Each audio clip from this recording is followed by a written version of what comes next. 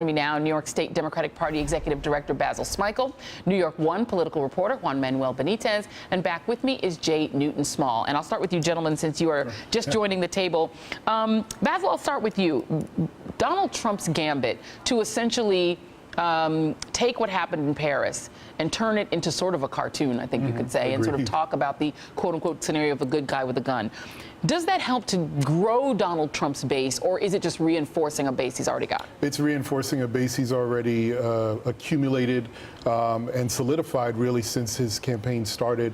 You know, if you go back and listen to a lot of the rhetoric, this isn't much different. The way that he's coming at Hillary Clinton sort of reminds of Bush Dukakis.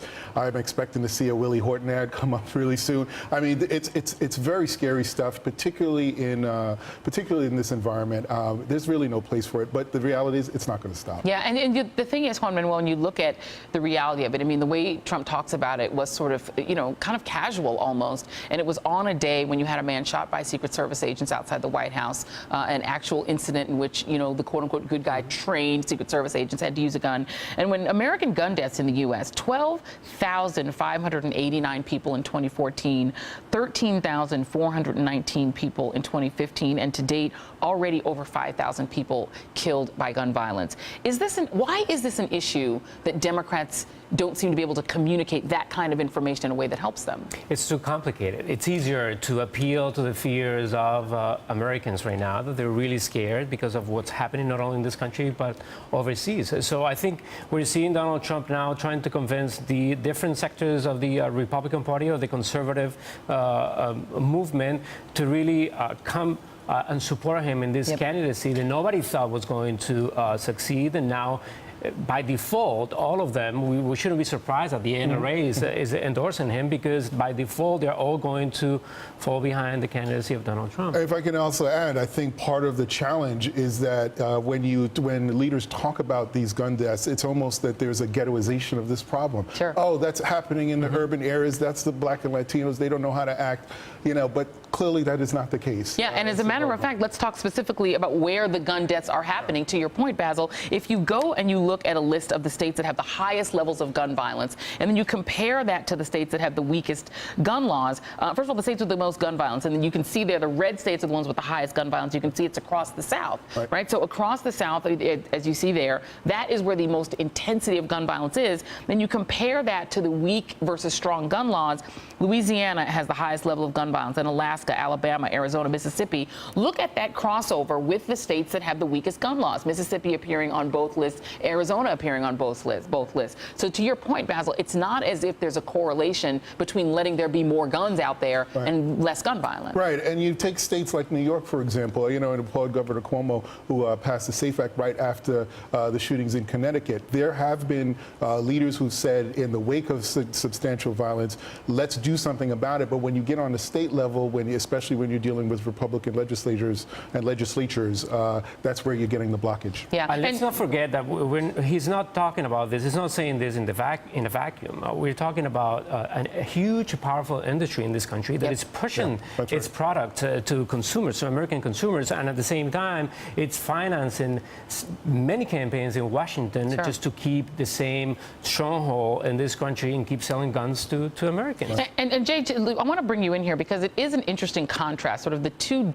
completely different groups of voters that Hillary Clinton and Donald Trump are speaking to. So I want to first play Hillary Clinton talking about the issue of Sandy Hook, and she's really connected that kind of violence to her current stance on guns. Take a listen.